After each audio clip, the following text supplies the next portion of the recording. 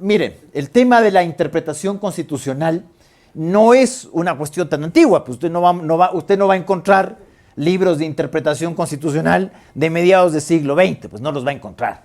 Y usted me dirá, sí, eso tal vez se deba a que el fenómeno de las constituciones es en el mundo del derecho relativamente nuevo.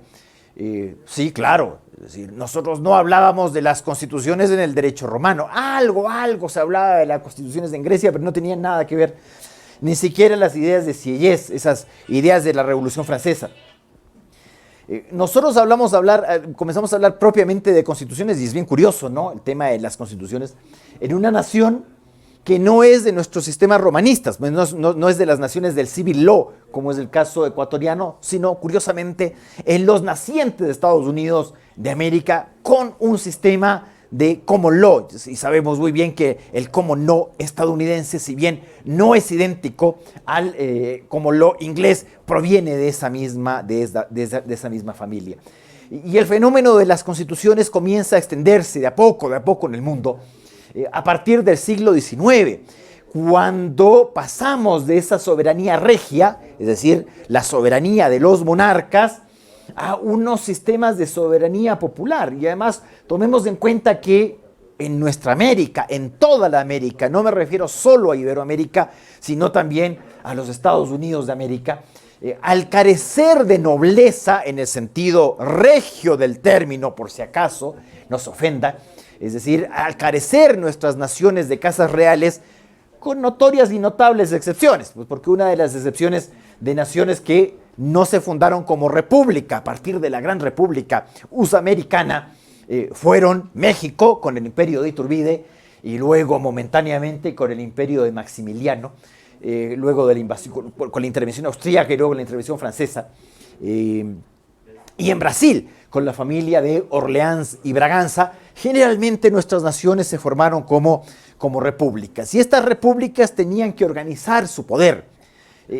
Como no teníamos reyes, pues no teníamos que entregar ese papel que los estadounidenses le dieron al presidente de los Estados Unidos y nosotros le asignamos a los presidentes de la república. A esos parlamentos que no son los parlamentos europeos, sino los congresos tan americanos. Pero, ojo, los que somos mayores recordaremos que hace algunos años, no diré cuántos, nosotros no nos referíamos al derecho constitucional como una materia para ser ejercida. Es decir, la figura del abogado constitucionalista no existió en Ecuador sino con los albores del siglo XXI. Y bueno, y eso se debe a que el desarrollo del derecho constitucional ha sido paulatino, pero indeclinable y con escasos retrocesos. Ahora, ¿cómo se interpretaban las constituciones tradicionalmente? Como les digo, hasta bien entrada la primera mitad del siglo XX, no había duda, y así se lo hacía, acudir a los métodos de interpretación tradicional.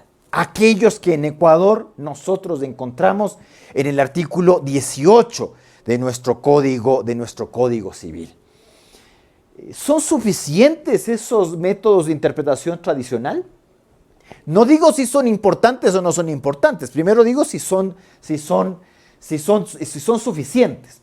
La importancia se va dando, que es un tema distinto, a partir de que la Constitución se hace importante para el ejercicio de la profesión de abogado, no nos engañemos. Las constituciones en Ecuador, hasta finales del siglo XX, eran unas cosas que adornaban las bibliotecas de las oficinas profesionales. La Constitución era algo que se mencionaba en los escritos profesionales, tal vez para adornar el alegato. Nos importaba más lo que decía el Código Civil o el Código del Trabajo o la Ley de Régimen Administrativo, y como para hacer algún corolario, alguna conclusión, decíamos, bueno, esto dice el Código Civil, esto dice la ley, esto dice el Código del Trabajo, el Código de Comercio, o la Ley de Compañías, y de pasito la Constitución también. Sí, adornémosle un poquito al escritito. Y también pasaba lo mismo con las sentencias judiciales, es decir, que las sentencias judiciales se basaran en las constituciones, no era pues una cosa repetida y recurrente.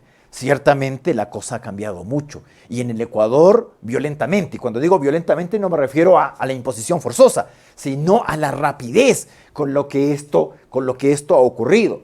Yo recuerdo que hasta hace unos 15 años, citar en los escritos jurisprudencia del Tribunal Constitucional era visto en el mismo Tribunal Constitucional como cosa inútil.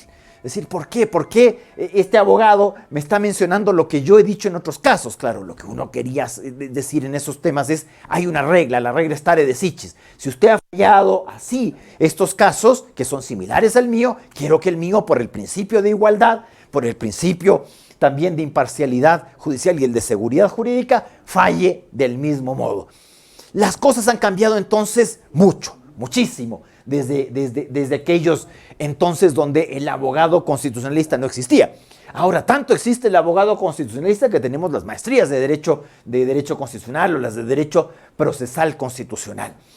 Y siempre tratando de reforzar, porque ustedes verán en las maestrías que a veces se refuerza mucho el tema procesal constitucional o el tema constitucional orgánico, o en otros el tema constitucional dogmático, es decir, los aspectos relacionados con los derechos fundamentales. Entonces, a partir de ese momento, cuando las constituciones se transforman propiamente en norma jurídica, es decir, un cuerpo normativo que puede ser invocado por los actores del sistema de justicia, es decir, que la Constitución realmente no es una mera proclamación de principios sin ninguna fuerza, sino que la Constitución ya basa las decisiones judiciales y por lo tanto ya tiene que basar las demandas, las contestaciones a la demanda, los alegatos de los abogados.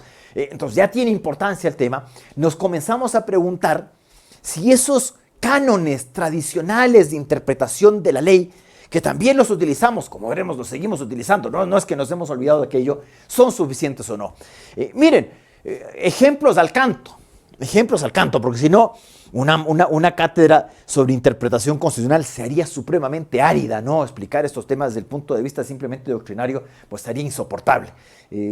Damos ejemplos al canto. Si usted ve una norma en la Constitución, artículo 66, número 1, no hay pena de muerte.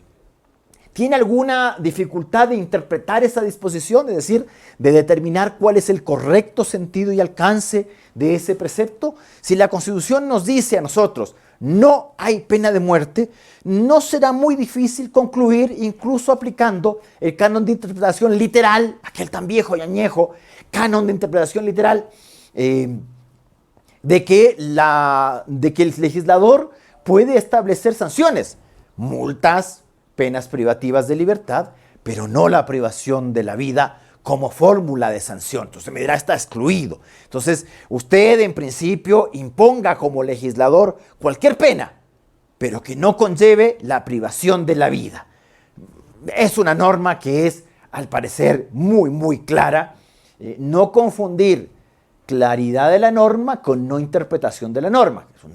Es una cosa que le suele ocurrir a veces al abogado ecuatoriano.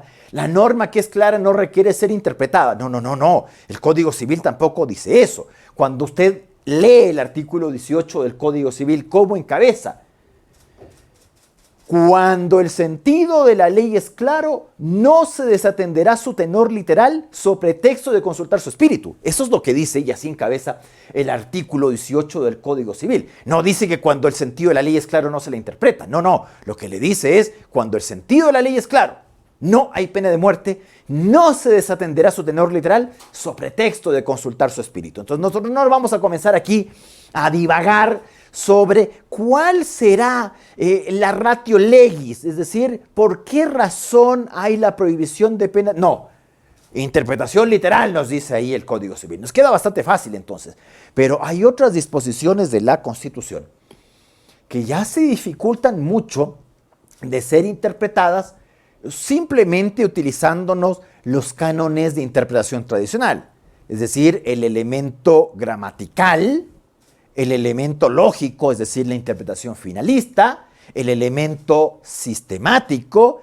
y el elemento histórico, es decir, la formación de la norma, la historia fidedigna del establecimiento de la norma, que revisaremos brevemente para que se acuerden. Pero si yo tomo una disposición constitucional, por ejemplo, artículo 314, número 2 de la Constitución, que me dice: los precios y tarifas de los servicios públicos serán equitativos. ¿Qué quiere decir eso de que los precios y tarifas de los servicios públicos serán equitativos? ¿Cuánto debe costar, cuando nos referimos a servicios públicos, cuánto debe costar la luz eléctrica? ¿Cuánto debe costar el agua potable? ¿Cuánto debe costar el pasaje de bus, un servicio público impropio?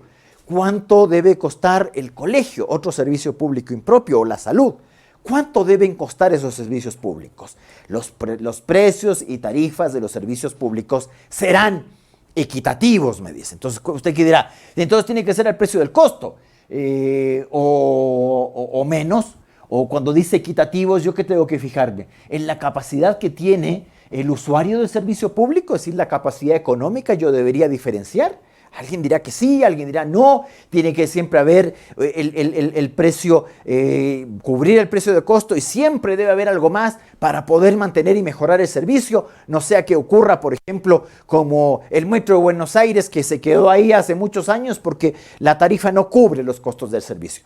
Entonces, claro, ya disposiciones como esa, los precios y tarifas de los servicios públicos serán equitativos, 314, inciso segundo de la Constitución, vemos que la interpretación literal, la teleológica, la histórica, la sistemática, nos van quedando harto cortos para saber cuál es el correcto sentido y alcance de ese precepto.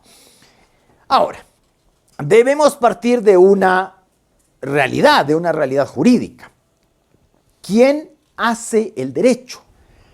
Y muchos dirán el legislador. Sí, tradicionalmente era así. Tradicionalmente uno decía, es el legislador el que debe dar solución a los problemas sociales. Y la solución a los problemas sociales lo hace a través de la legislación.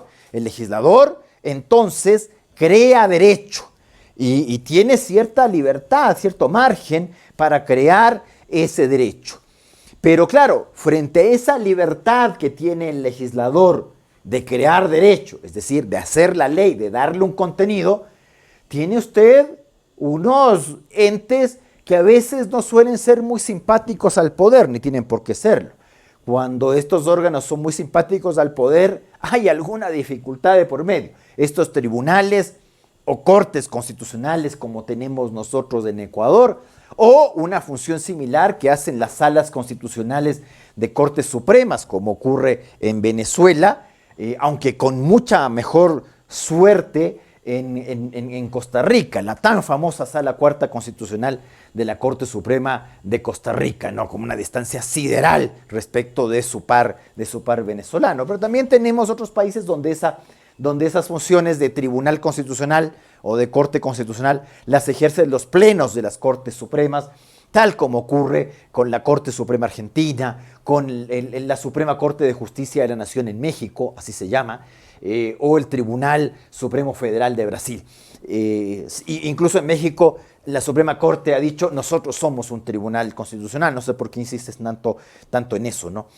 Cuando no es magistratura especializada, pero bueno, eso es otro tema.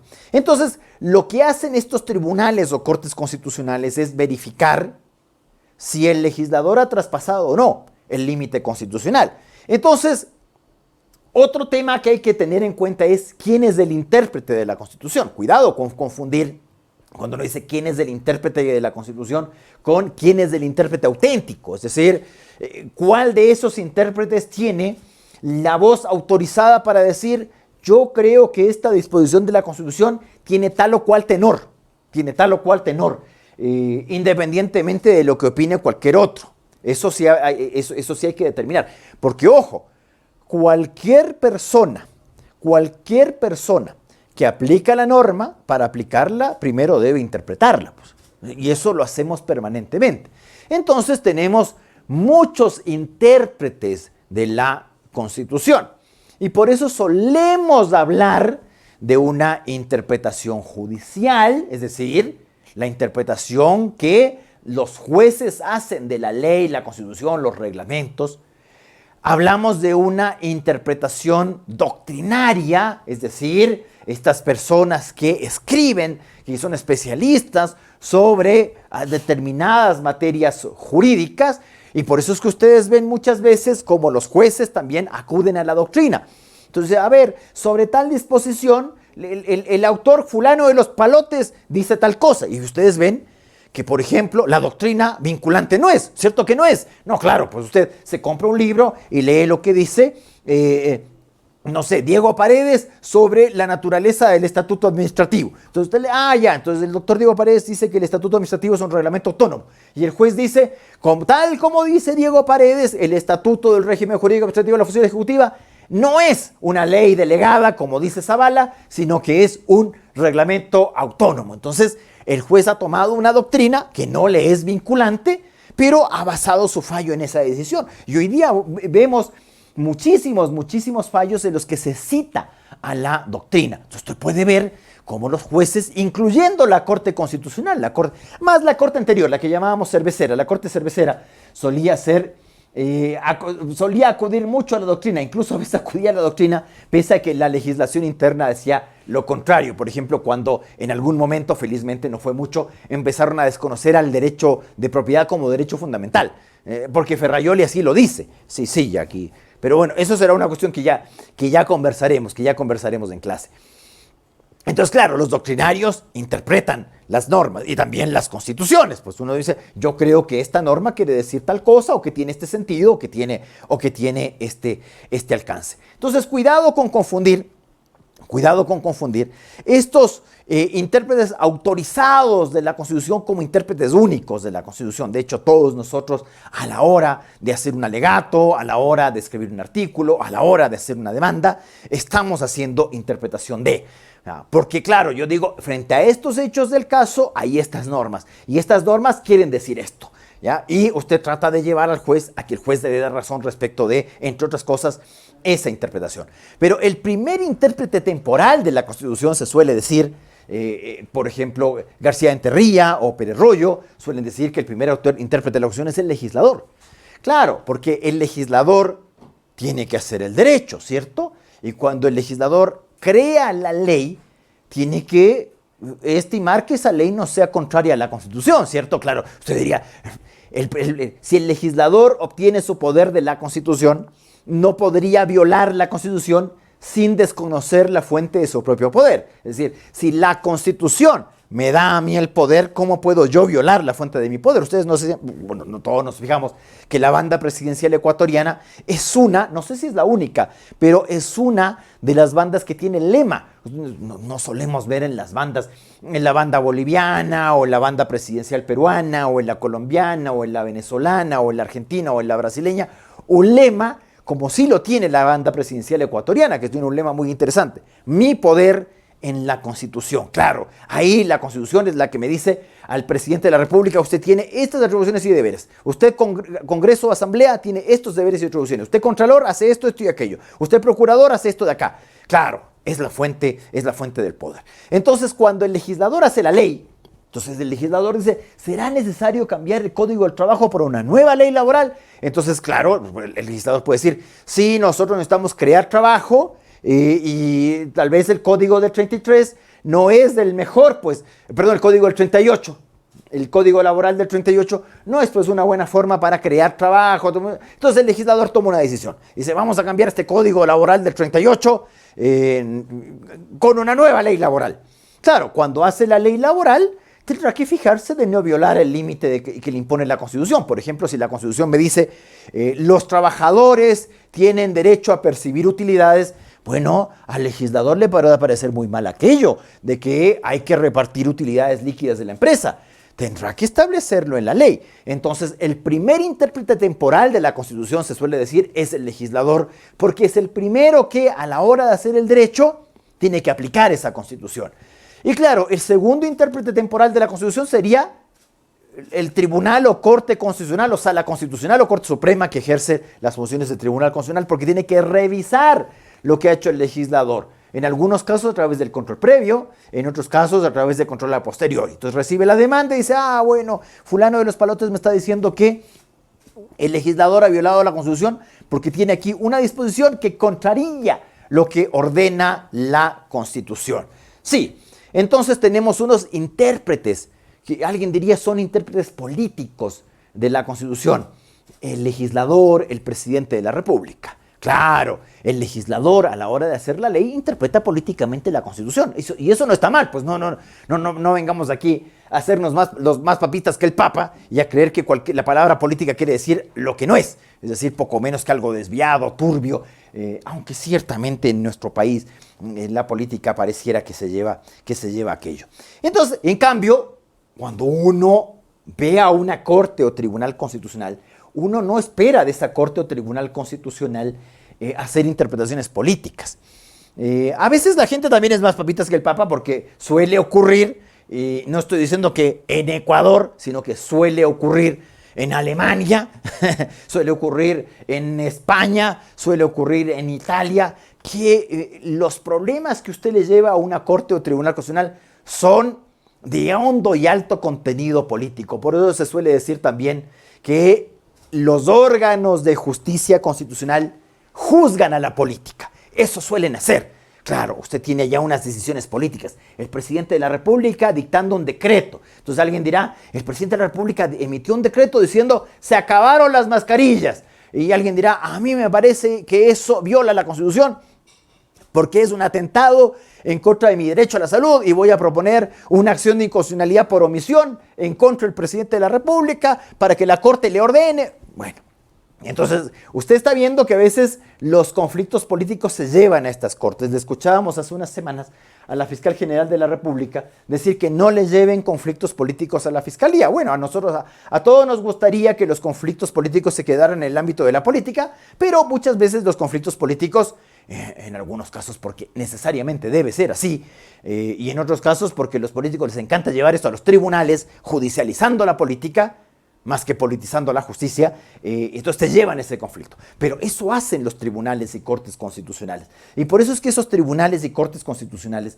se suelen a veces desgastar mucho. Por eso es que hay que renovarlos en un tiempo mucho menor que a las cortes supremas. Bueno, entonces, ¿qué tenemos? Un legislador, que es un órgano político, y legislador, recuerde usted, asamblea con su colegislador, presidente de la República, que tienen que dar soluciones a los problemas sociales. Entonces, pero esas soluciones a los problemas sociales que se plasman en la ley no deben violar la Constitución. Entonces, a algunos se le puede ocurrir que la gran solución en contra de la delincuencia es la pena de muerte. Lamentablemente, tu solución es simplemente contraria a la Constitución. Entonces ya no vamos a discutir si a mí me gusta la pena de muerte, si a mí me disgusta la pena de muerte, si a mí me parece adecuada, si a mí me parece inadecuada, si a mí me parece eficaz, si a mí me parece que no tiene ninguna eficacia. No, simplemente vamos a decir esa solución está apartada de la Constitución y por lo tanto, por más discusiones que yo quiera tener respecto al tema, eso no es válido. Ya veremos si esto es tan cierto o no, si somos tan puristas a la hora de defender la Constitución. ¿Qué es lo que generalmente hacen estos tribunales y cortes constitucionales? Estos tribunales y cortes constitucionales que revisan si el legislador, a la hora de solucionar un problema, adoptó una solución que es jurídicamente posible. No me refiero a si es moralmente posible, no me refiero a si es socialmente posible y conveniente, sino si es jurídicamente permitido hacer aquello. Los que tenemos más años, recordemos qué pasó por el año 1999. Había un gran problema en Ecuador. ¿Y cuál fue el gran problema en Ecuador? Se nos empieza, por una parte, a caer la banca. Y por otra parte, el Sucre empieza a perder aceleradamente su valor. Claro, los que son mayores tal vez recordarán cómo sus sueldos en sucres se comenzaban a hacer cada vez más rápido sal y agua. Se les iba entre los dedos. Coja usted sal, métale agua y va a ver cómo se le diluye. Eso, parecía eso. Tú recibías tu sueldo y lo que hoy día comprabas con 1,000 sucres, al día siguiente comprabas con 1,200 y a la siguiente semana ya eran 1,800 y si dejabas hasta el fin de mes, bueno, ¿hasta dónde se iba eso? Entonces, el presidente de la República, Yamil Mahuad, tomó una decisión. Verá que estamos hablando de cualquier persona que ejerce potestad normativa. Y como tenía sus representantes ahí en el Banco Central del Ecuador, Recuerde que el Banco Central era autónomo, pero el presidente de la República proponía a los miembros del directorio del Banco Central que eran designados de esas propuestas por el Congreso Nacional. Ese era el sistema antiguo, muy parecido al de ahora parece, pero bueno, con algunas diferencias, ¿no? Entonces, Jamil Bawad, ¿qué propone? La dolarización. Dijo, aquí no, esto es un despelote y nos vamos a ir a la hiperinflación. Es bien fácil hablar de hiperinflación. Lo malo es sufrir la hiperinflación. Usted imagínese que usted recibe un sueldo de 1.000 hoy día y que esos 1.000 le sirven para determinadas cosas. Pero el producto que el día que usted recibió el sueldo costaba 10, al día siguiente cuesta 20. Y al subsiguiente le cuesta 40. Eso es hiperinflación. Y a la semana siguiente, lo que la semana anterior le costaba 10, te cuesta 100. Hay casos descarnados de hiperinflación.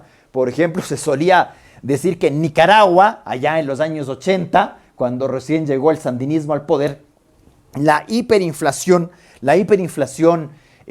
nicaragüense era tal que la gente pagaba la cerveza antes de consumirla, porque si consumía la cerveza y luego la pagaba, era más cara. Es decir, eso es hiperinflación, es decir, una cuestión impresentable, inmanejable, y usted empieza a llevar, como ocurría en la Alemania de Weimar, carretillas de dinero para comprar una barra de pan. Terrible, terrible, ¿ya? Bueno, entonces se dijo, esto es un problema. ¿Y cómo evito el problema? ¿Cómo soluciono este problema? Estamos con una gran inflación, pero vamos a pasar de una gran inflación a una hiperinflación. Y de las hiperinflaciones no se sale fácilmente. Pregunte usted a los amigos, si tiene algún amigo peruano o boliviano o argentino que recuerde esas hiperinflaciones de los años 80 y cómo fueron frenadas finalmente en los años 90, básicamente en Argentina y Perú, y un poco antes en el gobierno de Paz Estenssoro en Bolivia. Entonces, o la hiperinflación brasileña, o ya les digo, la hiperinflación nicaragüense, unas brutalidades. ¿Cómo frena eso? ¿Cuántos años pasan y cuánta gente muere con esas hiperinflaciones viendo que sus ahorros se le hacen nada? ¿Usted se imagina que usted tenga hoy día $10,000 en el banco y que eso le sirviera para comprarse un carrito, no muy bueno, pero un carrito, y que el próximo mes con esos $10,000 no se compra una pasta de dientes? No es bonito, ¿no? Imagínate todo tu esfuerzo que se te va porque tienes un estado imprimiendo papelitos o ya no necesitas ni siquiera imprimir, pues antes por lo menos había algo que imprimir. Ahora simplemente con el dinero electrónico vamos poniendo ceros en las cuentas, no es ningún lío hacer eso. Entonces, ¿cuál fue la decisión? La dolarización. Pero tú tenías una constitución que decía, la moneda nacional es el sucre. Así decía la tal constitución ecuatoriana del 98 en su artículo 264. Hasta ahora nos acordamos del artículo 264. La moneda nacional es el sucre. Claro, uno se dirá, ¿a quién se le ocurre ponerle el nombre de la moneda en la Constitución? Sí. Por ejemplo, en Venezuela, la moneda nacional es el bolívar, lo dice la Constitución. Y por eso es que usted verá que todos esos bolívares, el bolívar fuerte no tiene un billete que diga bolívar fuerte. El bolívar soberano no tiene un billete que dice bolívar soberano y el bolívar digital no tiene un billete que diga bolívar digital. Lo único que nosotros sabemos es que le han quitado 14 ceros a la moneda bolivariana. Es decir, estamos hablando de billones. Es decir, que un bolívar de ahora son 1.000 billones o 1.000 millones o 1 billón de los bolívares de hace 20 años. Brutal. O sea, una cuestión que no se puede contar. ¿Qué dijo entonces el presidente? Dolarización.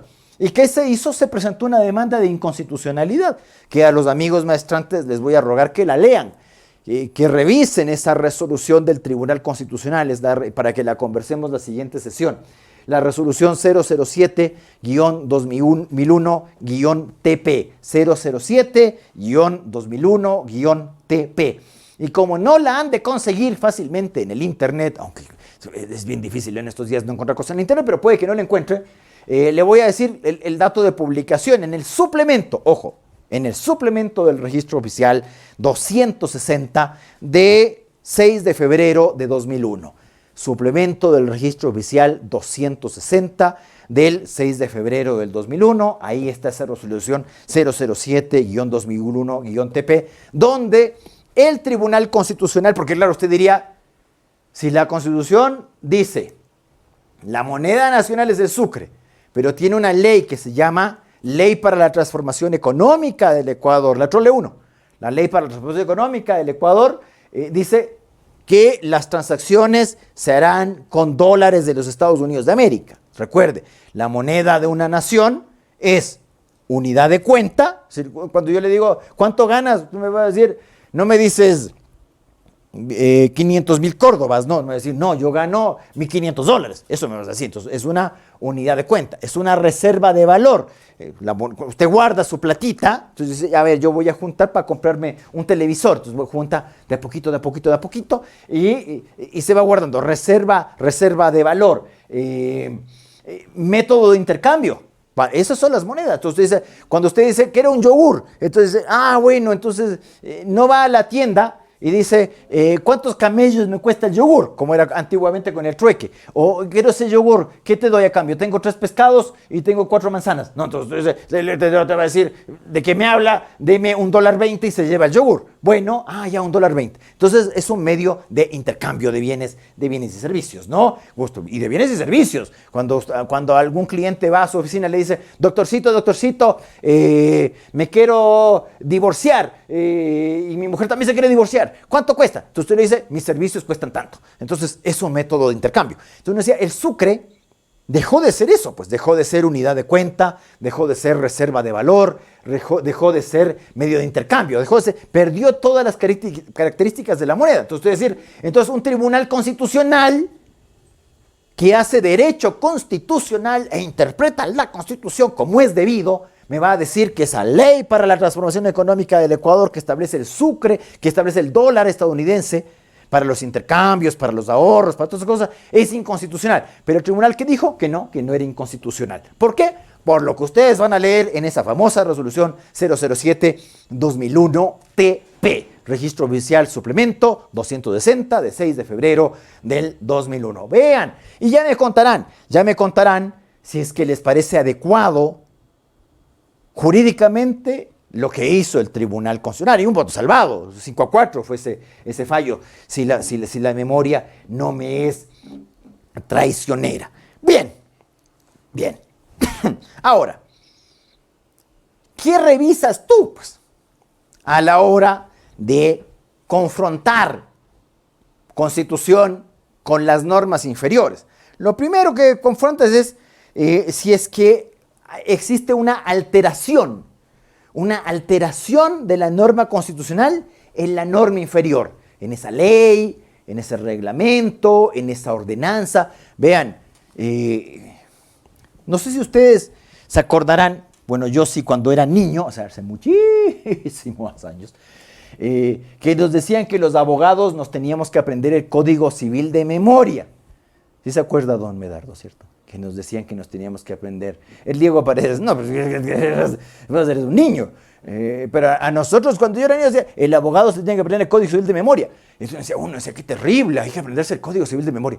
Pero claro, si usted pregunte, no le digo que le pregunte a su abuelo, si se tiene un bisabuelo abogado, pregúntele cómo era la cosa antes. Claro, ¿usted qué tenía? Un Código Civil, un Código Penal, unas leyes procesales, el Código de Procedimiento Civil, el Código de Procedimiento Penal, que antiguamente se llamaba Código de Enjuiciamiento Criminal. De repente salió un Código del Trabajo por aquí, salió una ley de compañías, un Código de Comercio y una ley de régimen administrativo. Y si uno quiere decir, pare de contar. Es decir, el gran creador del derecho era el legislador. Revisen los registros oficiales, ahora que son gratuitos, revisen los registros oficiales de los 40, de los años 30, de los años 50. Las grandes decisiones jurídicas, es decir, de normas, eran del Congreso o Asamblea, como quiera llamarlo, porque se ha llamado de todas las formas en Ecuador. Congreso, Asamblea, Cámara de Representantes, se ha llamado todas las formas que a usted se le puede ocurrir. En eso los ecuatorianos somos inteligentísimos para inventarnos nombres. No se llama Tribunal Constitucional, sino se llama Corte Constitucional. Gran cosa, gran cambio, qué brutal. Incluso alguien dijo que era un cambio ineludible. Ay, por Dios. Bueno, entonces, pero hoy día usted no, pues. Vea, usted va a cualquier localidad y la ordenanza del cantón Alausí es distinta a la ordenanza que sobre la misma materia hay en el cantón Oyacachi en el oriente. Y usted de repente ve que la provincia tal toma unas decisiones que son distintas a la de la provincia cual.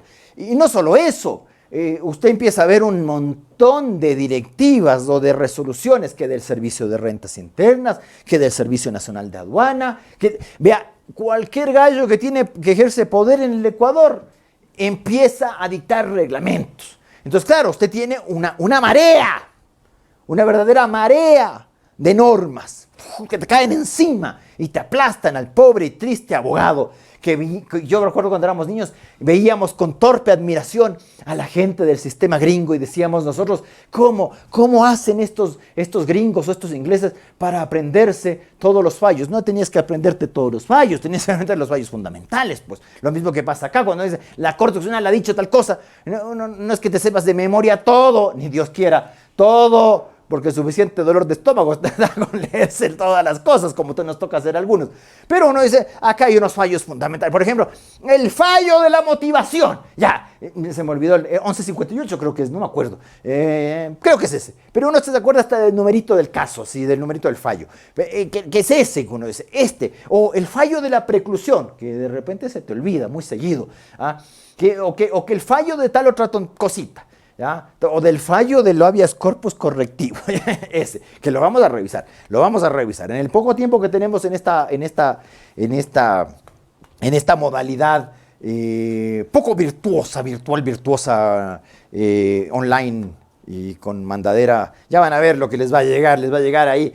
Les tengo ahí un premio así. El primer premio son estas lecturas, que es para ustedes, ¿no? Tengo unas 8 lecturitas. Como tienen 2 semanitas, porque hay feriado, pues usted sabe que el 24 de mayo es 23 en el Ecuador, ¿ya? Cuando uno era niño, el 24 de mayo era un día sagrado. Era prácticamente el Día Nacional del Ecuador, porque usted sabe, como el Ecuador es un país de 4 cuadras, pero aquí festejamos las independencias de cada poblado, entonces uno dice, el 10 de agosto es por aquí, el 9 de octubre es por allá, a donde los del Barcelona. Y los del Deportivo Cuenca son el 3 de noviembre. ¿Ya? ¿Cierto? Y Ambato, doctor Paredes, 12 de noviembre. Y dice, ¿cómo?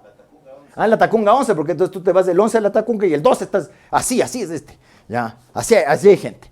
Bueno, entonces, usted sabe que aquí en el Ecuador nos hemos independizado poco menos que por barrio. No tenemos un día de la independencia nacional. El 24 de mayo es el día aglutinante y se hacían los desfiles militares. Ahora el 24 de mayo es 23. Entonces el 23 es el feriado y el 24 es martes. Y 200 años de la batalla de Pichincha. Yo nunca les vi a mis hijos en el colegio disfrazarse de Antonio José de Sucre, nunca les vi disfrazarse del Abdón Calderón. Si yo le pregunto a mis hijos cómo era esta cuestión del héroe niño, que le volaron un brazo, el otro, la pierna, la otra, todo le dejaron hecho una desgracia. Ni saben quién es el Abdón Calderón. Ya, ustedes tampoco, nomás que me los vaya pescando nomás en una clase presencial. Verán nomás, terrible es la clase presencial. Así te hago. A vos te digo. Bueno, entonces,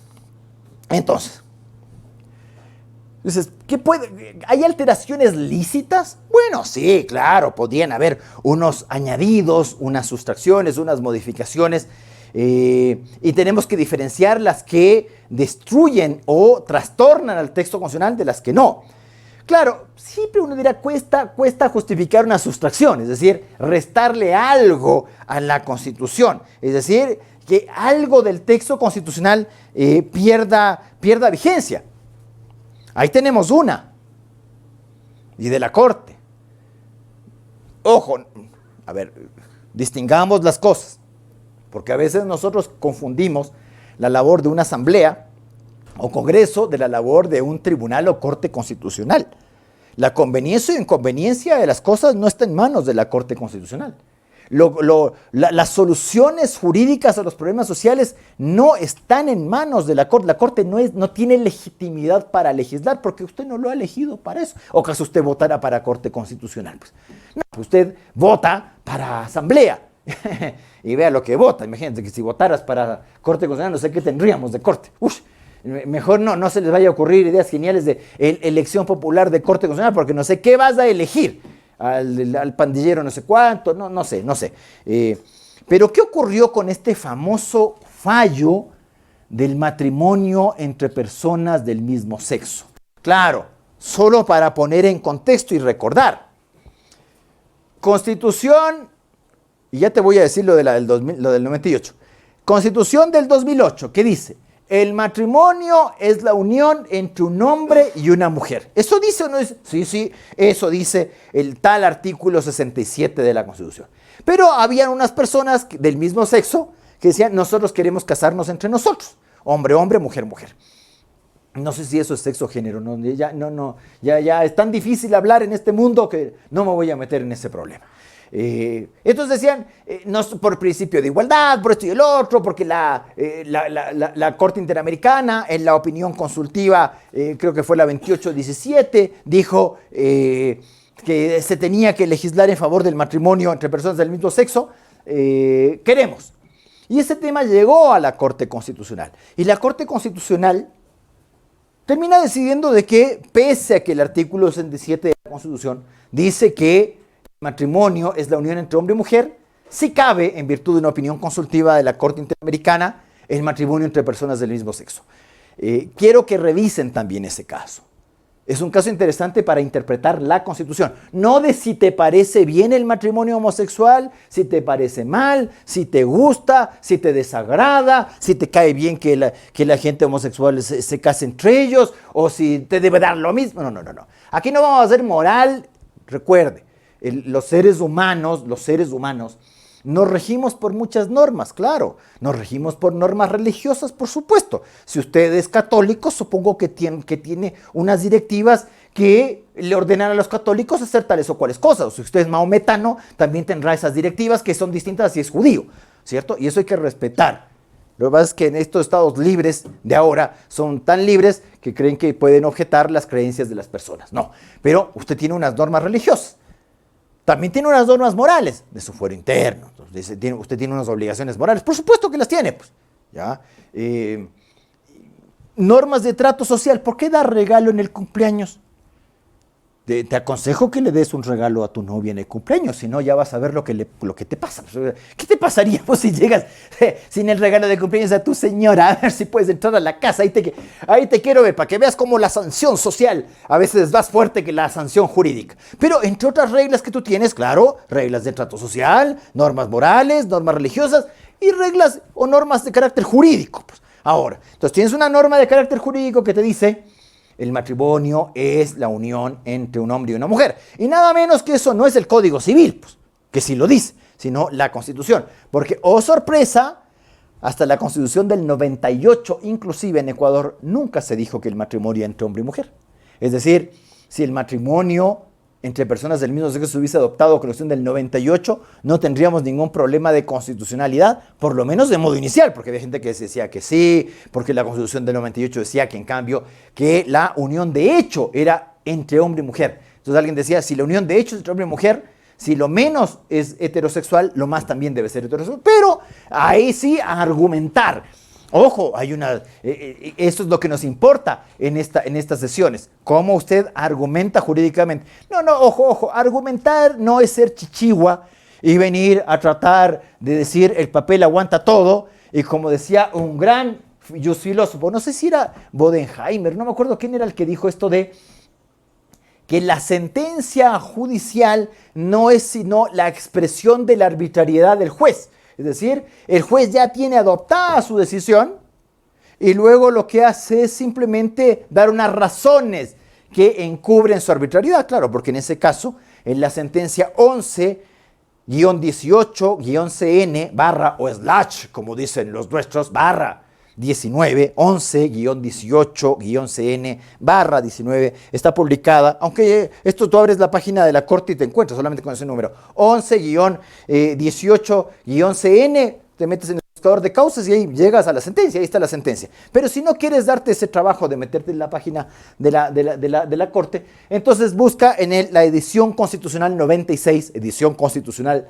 96 del registro oficial de 8 de julio del 2019. Ahí está ese fallo. En la edición constitucional del 8 de julio del 2019. Ese fallo tenemos que conversarlo.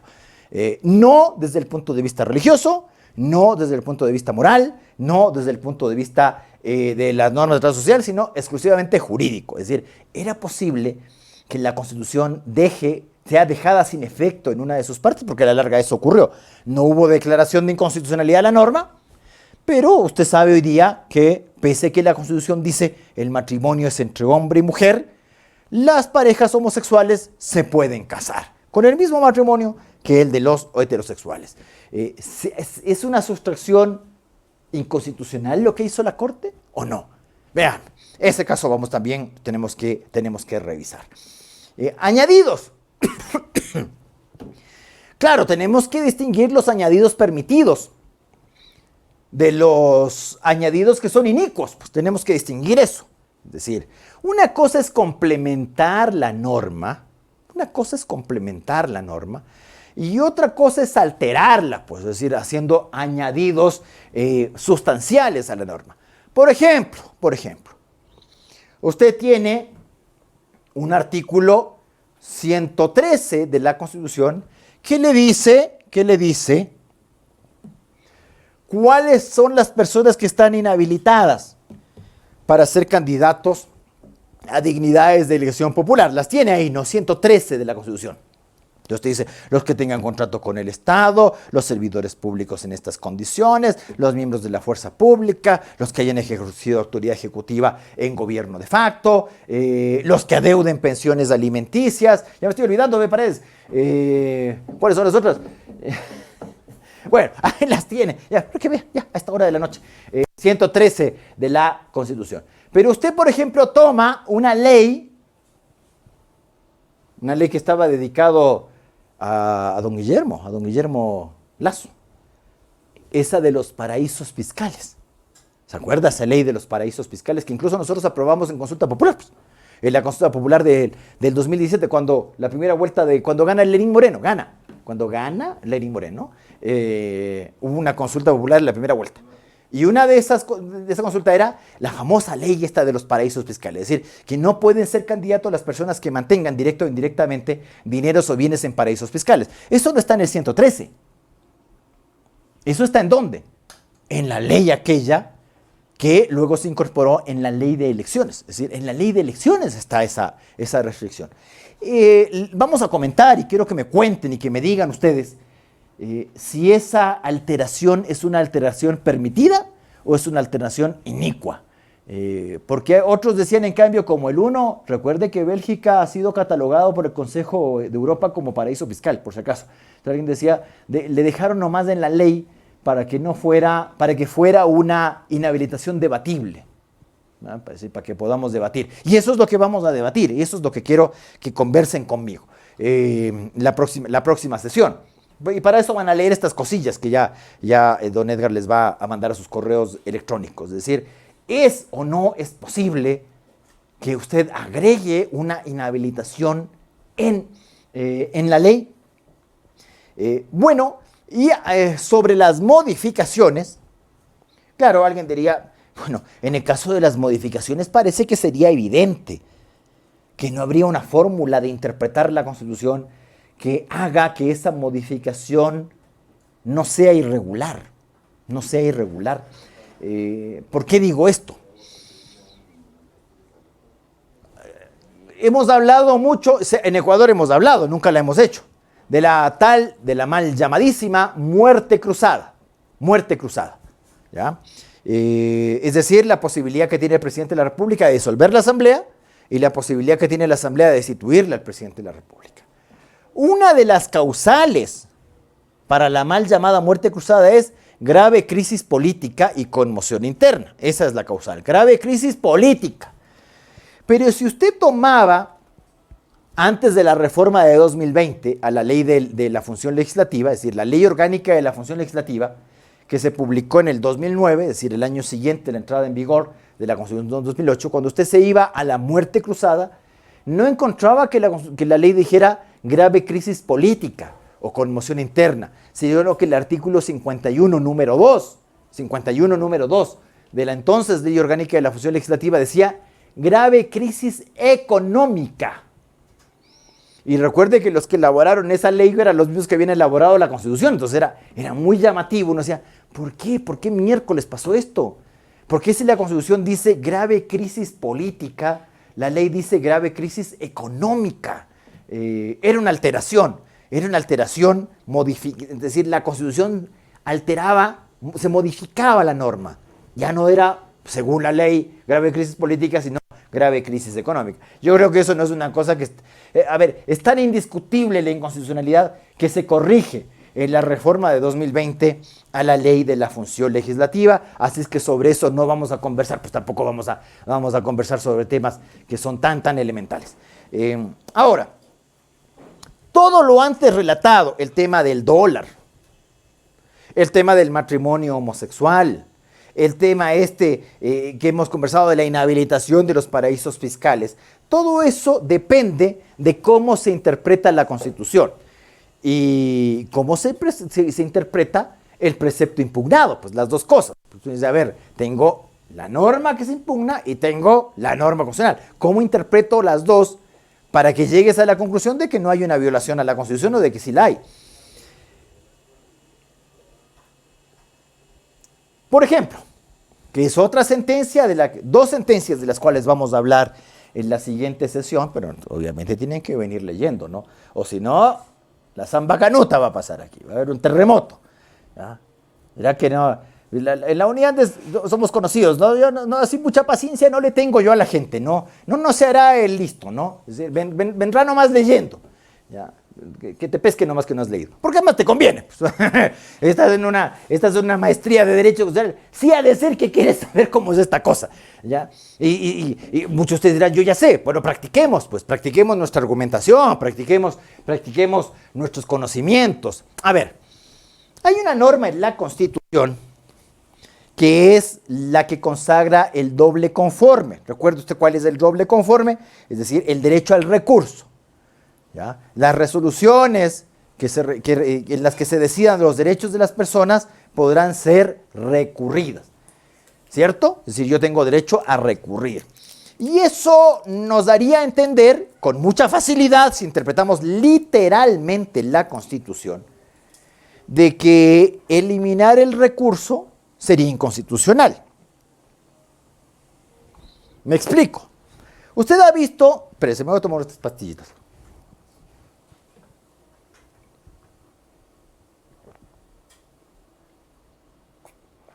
Oye, como en el agua helada, oye. Muy buena. Gracias. A ver. Que hay unos juicios que son de instancia única, ¿cierto? Hay unos juicios de instancia única, es decir, que usted no puede apelar. Se toma la decisión y usted no puede apelarla.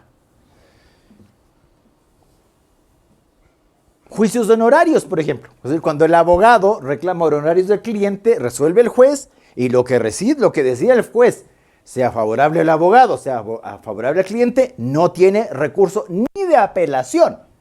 Ni de apelación. Entre otros casos, ¿no? Ahora, se ha impugnado aquello en acciones extraordinarias. Se ha dicho, vea, no me dio mi derecho al recurso. O, por ejemplo, cuando usted demanda la nulidad del laudo arbitral.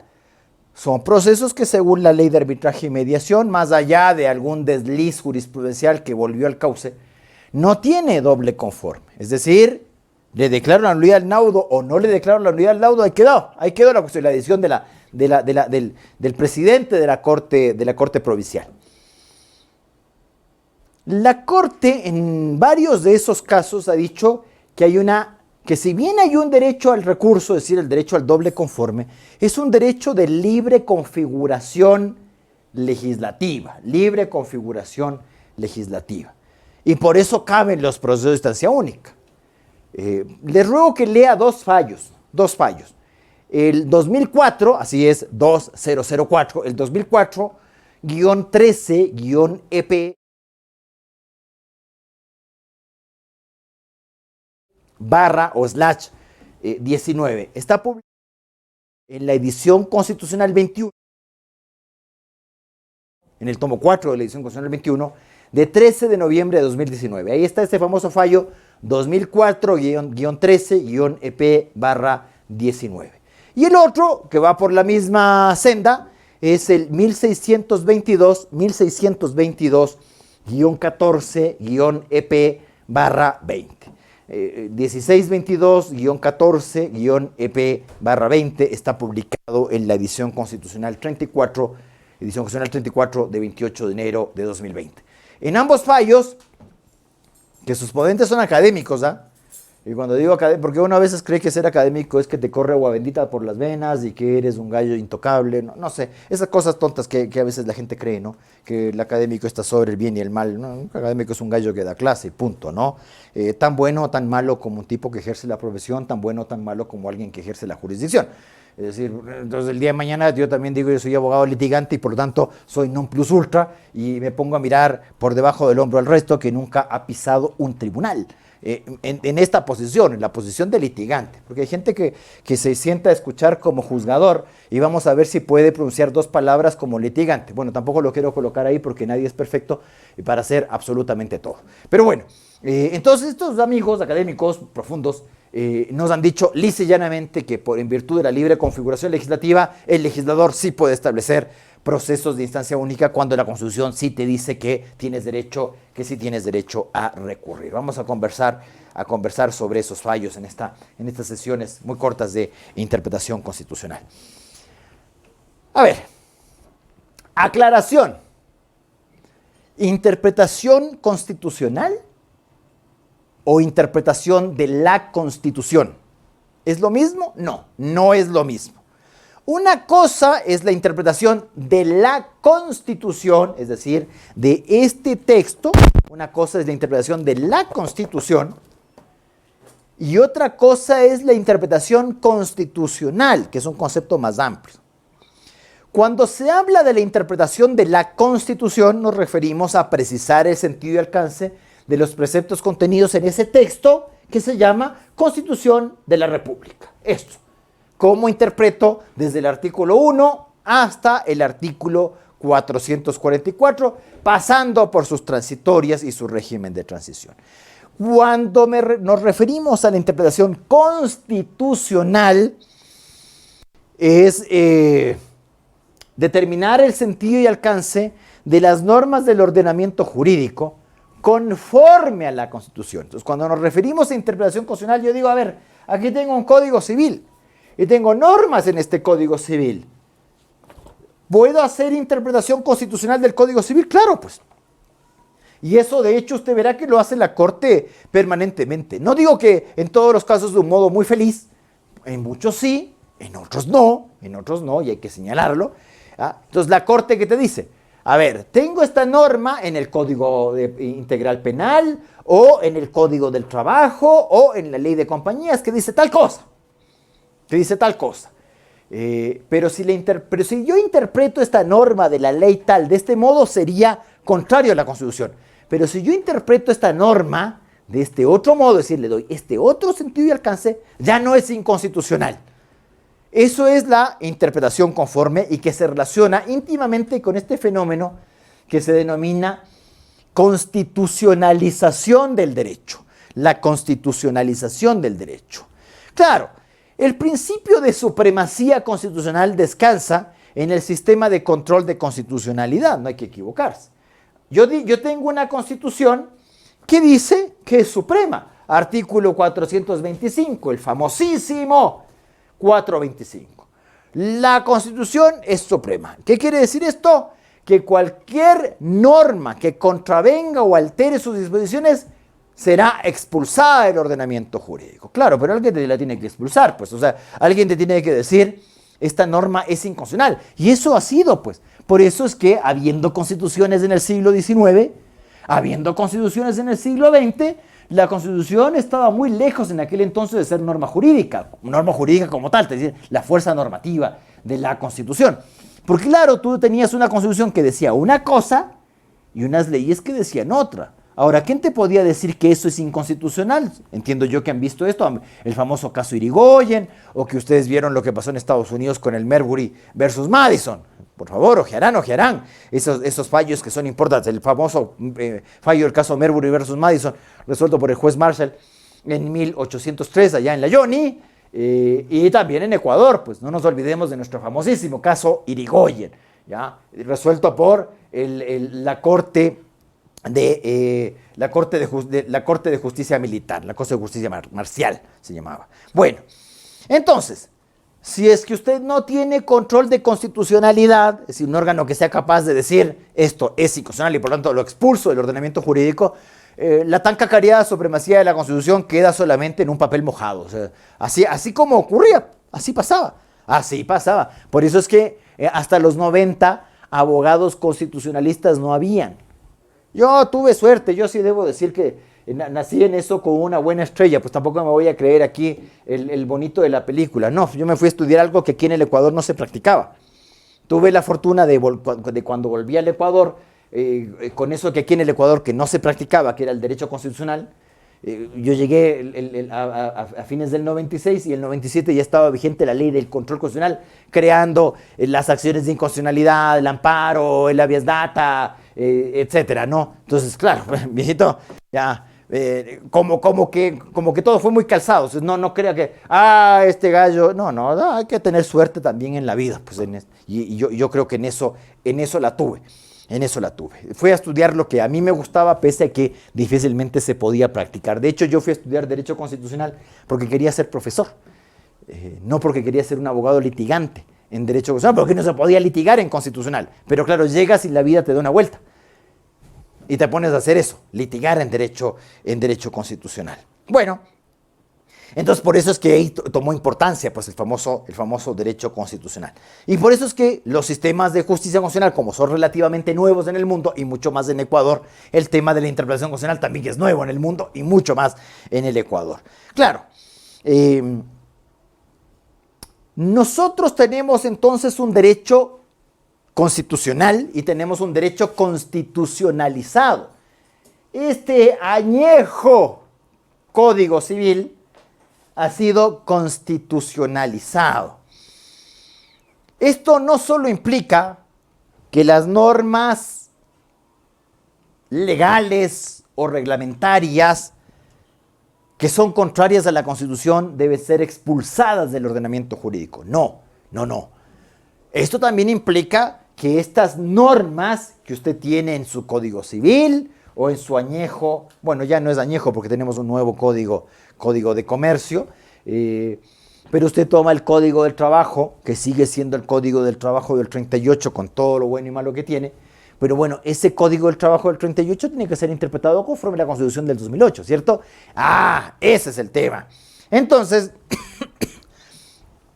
no se debe interpretar un precepto de la Constitución que simplemente tenga por finalidad permitir la pervivencia de normas contrarias a la Constitución, de normas irregulares, cosa que a veces hacen mucho los tribunales y cortes constitucionales, no solo acá por si acaso, pero eso no es consuelo de nada, ¿no? Consuelo de tontos, dirán, mal de mucho, consuelo de bobos, sí, a veces nos solemos consolar bobamente con ese tipo de cosas. Por ejemplo, algo que se ha permitido y que se ha prácticamente consagrado como regular en Ecuador es la existencia de leyes ómnibus, es decir, de leyes trole.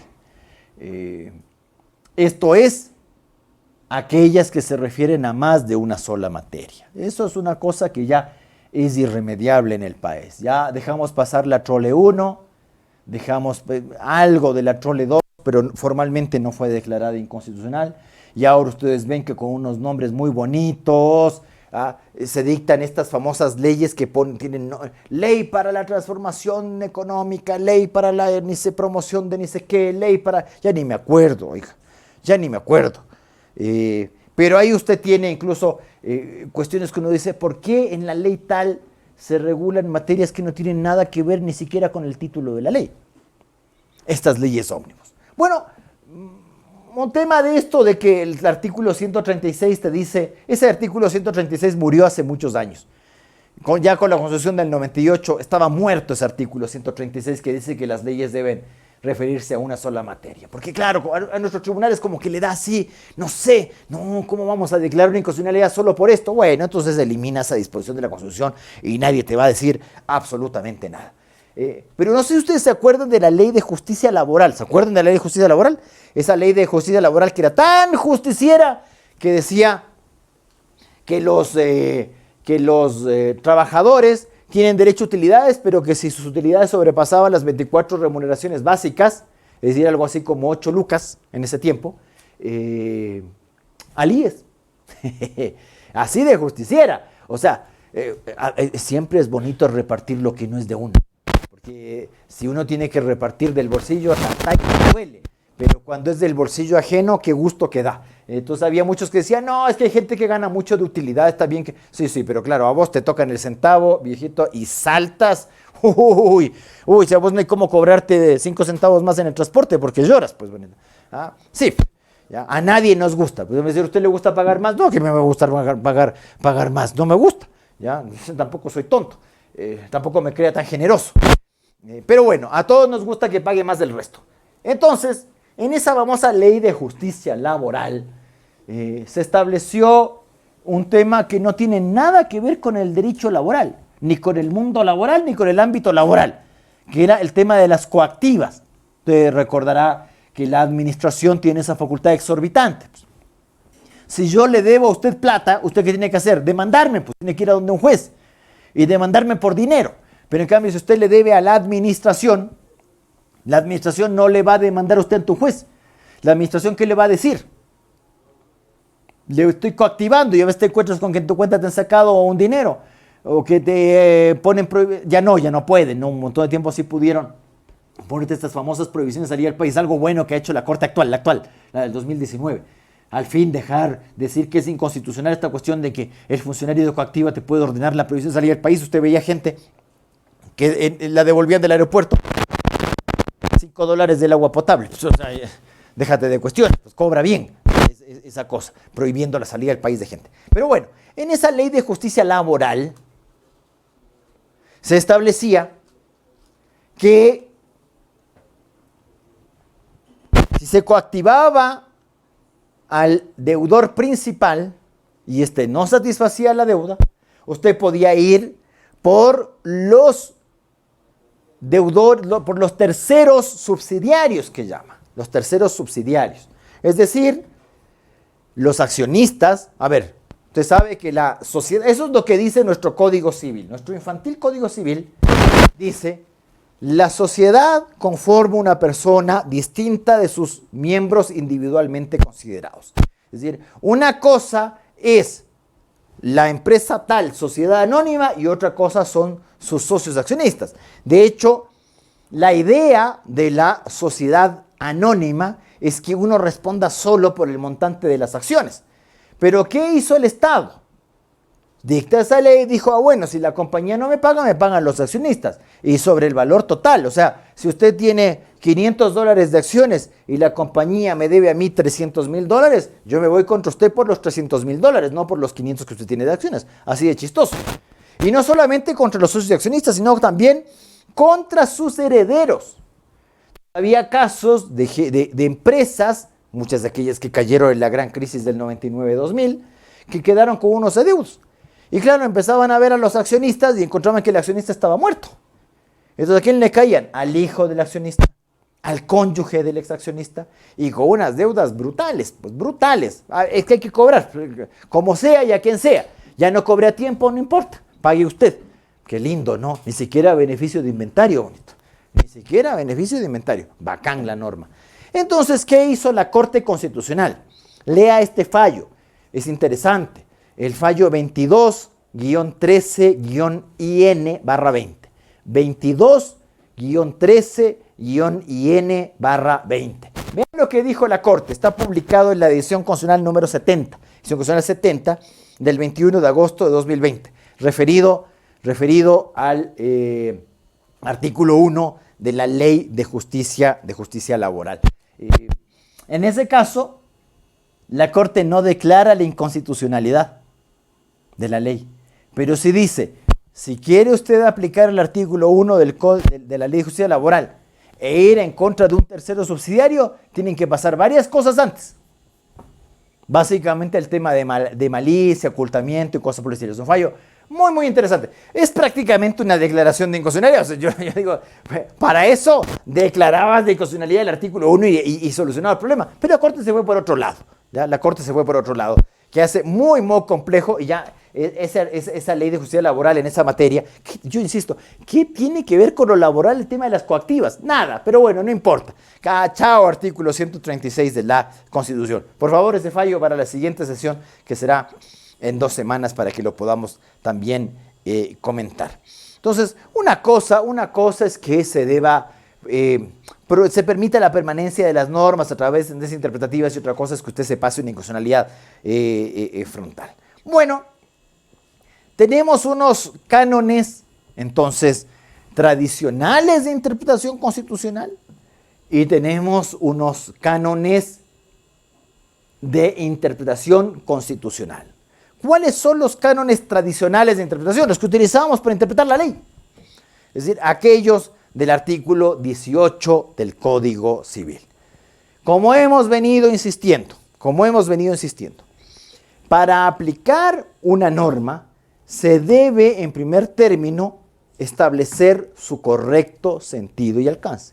Si usted no sabe cuál es el sentido y alcance de una disposición, difícilmente le va a poder aplicar a un caso concreto. Pero eso ocurre con la ley y también con la Constitución. Es decir, si yo quiero aplicar el artículo 130 de la Constitución, muerte cruzada, o 148 de la Constitución, muerte cruzada desde la Asamblea o del Presidente de la República, tengo que determinar cuál es el sentido y alcance de la disposición. Pues eso tengo que hacer. ¿Ya? Si no, no lo voy a poder aplicar. En algún caso, como ya lo hemos visto, esa interpretación será menos complicada, y en otros casos será más difícil, más compleja, hasta enmarañada muchas veces, ¿no? Nuestro derecho, tanto en la Constitución como en el Código Civil, establece estos 4 cánones interpretativos tradicionales. Tome su artículo 427 en la Constitución, abra su Constitución y va a encontrar ahí estos 4 cánones que también aparecen en el artículo 18 de nuestro añejo Código Civil. Es decir, el constituyente del 2008, muy llamativamente, trasladó al texto constitucional los elementos tradicionales de interpretación para establecer el sentido y alcance de los preceptos de la Constitución. Esta cuestión que no es novedosa, insisto, porque siempre se lo hizo así, veremos que en muchos casos es insuficiente. De hecho, ya hemos lanzado ahí unos casitos donde usted dice, bueno, con estas reglas de interpretación tradicional me quedo corto, ¿no? O sea, ¿cómo desenmaraño el sentido y alcance de la disposición con estas cuestiones? Y claro, nuestra ley de garantías constitucionales establece ya lo veremos, unos cánones específicos para la interpretación constitucional, que el principio de unidad, concordancia práctica, eficacia integradora, fuerza normativa, adaptación. Esos son los cánones de interpretación de la unidad, cánones de interpretación constitucional. Pero también confirma 3 métodos, curiosamente 3, no los 4 que habla el artículo 427, porque si usted toma el 427 va a encontrar interpretación gramatical, interpretación sistemática, interpretación lógica o teleológica y la interpretación histórica, los 4 elementos, el elemento gramatical, el elemento lógico, el elemento sistemático y el elemento histórico. Los 4 aparecen tanto en el 18 del Código Civil como en el 427, pero cuando nombra en el artículo 3, número 8 de la Ley de Garantías, los cánones de interpretación tradicional solo se refiere al elemento literal, al elemento lógico y al sistemático, y se olvidan del histórico. Aunque, como veremos, la Corte Constitucional ha confirmado el elemento histórico para interpretar la Constitución.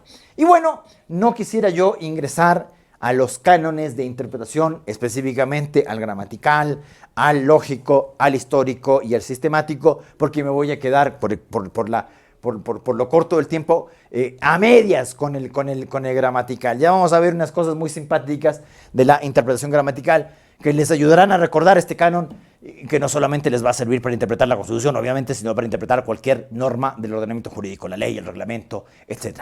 Y bueno, con esto yo en bizcocho, nos vemos en 2 semanas, pero no a las 8, sino a las 7. Sí, porque ya sabe, el 24 de mayo es 23.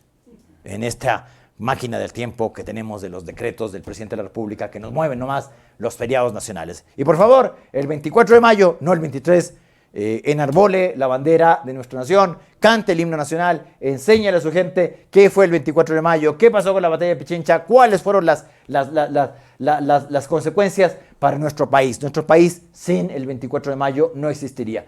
Y parece que es fácil fundar naciones. No, es muy complicado y más aún mantenerlos en pie. Y con un Viva el Ecuador nos vemos en 2 semanas.